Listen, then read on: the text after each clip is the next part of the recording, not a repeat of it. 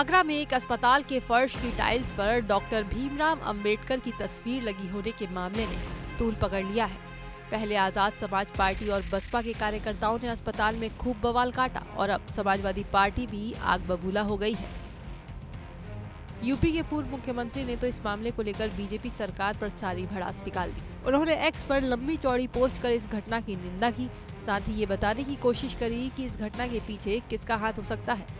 अखिलेश यादव ने लिखा, आगरा के एक अस्पताल में महात्मा बुद्ध और बाबा साहेब अम्बेडकर जी की चित्रित टाइल्स को फर्श पर लगाना एक ऐसा अपमानजनक कुकृत्य है जिसकी जितनी निंदा की जाए कम है। कभी बाबा साहेब निर्मित संविधान बदलने की साजिश, कभी मध्य प्रदेश में कोर्ट परिसर में उनकी मूर्ति लगाने का विरोध और कभी जमीनी टाइल्स पर उनका चित्रण एक सोची समझी चाल है जिसके पीछे प्रभुत्ववादियों का कौन सा गुट काम कर रहा है कहने की आवश्यकता नहीं है।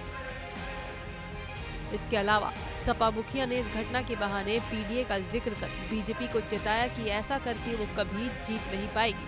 अखिलेश ने कहा, जैसे जैसे पीडीए की चेतना बढ़ रही है वैसे वैसे पीडीए के प्रेरणा स्रोत प्रतीकों व महापुरुषों पर और साथ ही पीडीए समाज पर वर्चस्ववादियों के शारीरिक मानसिक प्रहार भी बढ़ रहे हैं।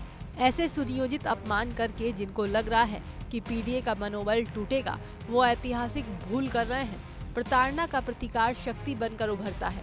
उत्पीड़न की भी एक सीमा होती है और उत्पीड़क की भी। अब भाजपा वो सीमा लांघ चुकी है और अपने पतन को देखते हुए ऐसे कुत्सित कृत्यों से पीडीए की हिम्मत और एकजुटता को तोड़ने का अंतिम प्रयास कर रही है, जिसमें अब वो कभी सफल नहीं होगी।